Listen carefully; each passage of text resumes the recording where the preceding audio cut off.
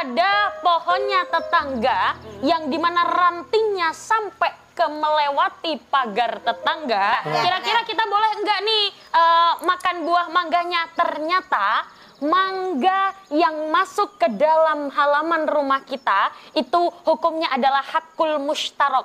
Apa artinya? Milik bersama. Alhamdulillah.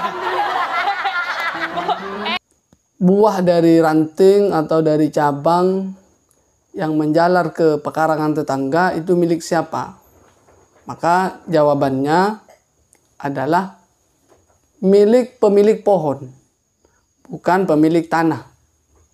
Jadi kalau saya punya pepohonan yang cabangnya menjalar ke pekarangan tetangga, kemudian cabang ini berbuah, maka buah itu adalah milik saya sebagai pemilik pohon, bukan pemilik tanah, bukan pemilik pekarangan. Sehingga karena ini milik saya, bukan pemilik tanah atau bukan pemilik pekarangan, maka pemilik pekarangan tidak boleh mengambil buah itu tanpa ada izin dari saya. Jadi itu milik pribadi, bukan milik bersama, bukan milkul mushtarok. Nah, itu jelas sekali di dalam kitab klasik, seperti salah satu saya bacakan di dalam kitab Tuhfah.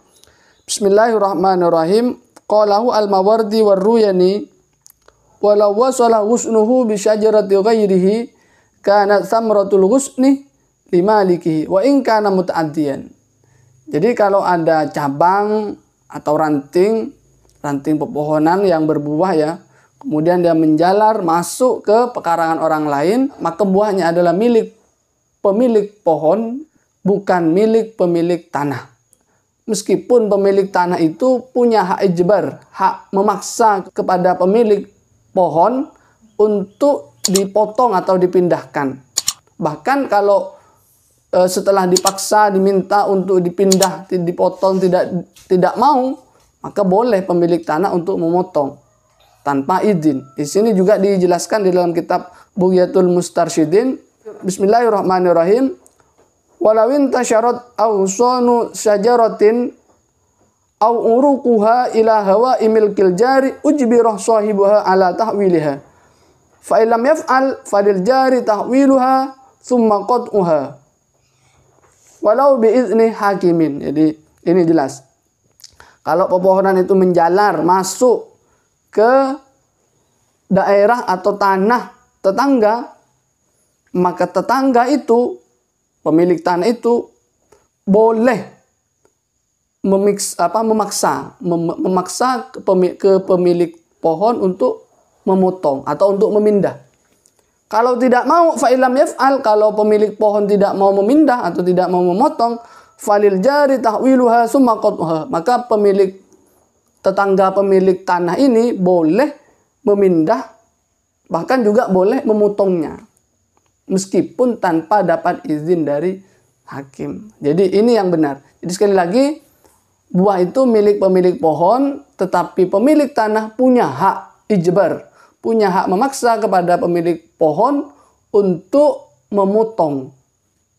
Kalau tidak mau memotong, maka pemilik tanah berhak memotong dengan paksa tanpa izin gitu. Wallahu a'lam bishawab. Jadi ini klarifikasi saya yang terakhir. Dua konten atau dua materi yang sudah saya tanggapi itu sudah dinyatakan salah oleh yang bersangkutan dan beliau minta maaf. Tapi setelah saya mendengar ternyata keterangan yang masalah ini belum ada penjelasan, belum ada tanggapan. Jadi kalau